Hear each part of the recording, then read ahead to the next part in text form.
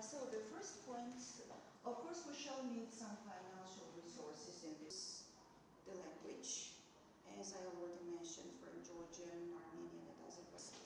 Here again, we have one draft minister. The next slide, please.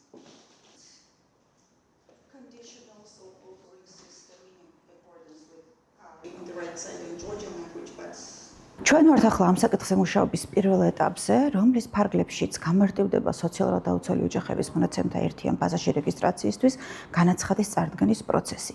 და განაცხადის წარდგენა შესაძლებელი იქნება არა მხოლოდ სოციალური მომსახურების სააგენტოს რომელიმე სერვის ცენტრში ვიზიტით, არამედ ელექტრონულადაც ონლაინ სისტემის გამოყენებით. ელექტრონული განაცხადის წარდგენის შემდეგ პროცესი ზოგადი წესით გაგრძელდება, რაც გულისხმობს ოჯახში სოციალური აგენტის ვიზიტს, ოჯახის დეკლარაციის შევსებას და სარეიტინგო ქულის გამოთვლას.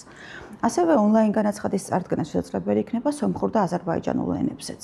და რაც მთავარია, შემცირდება ოჯახისთვის საარსებო შემწეობის დანიშვნის ვადა.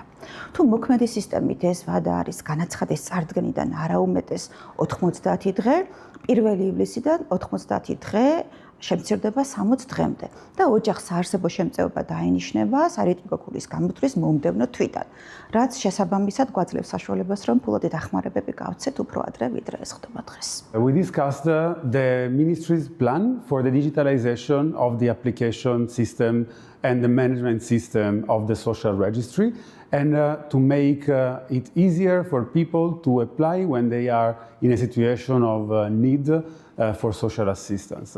The ministry showed to us what are their plans, what is their next steps for the very short term, and what the ministry's expectations are in terms of improvements to the situation of the Georgian families in need.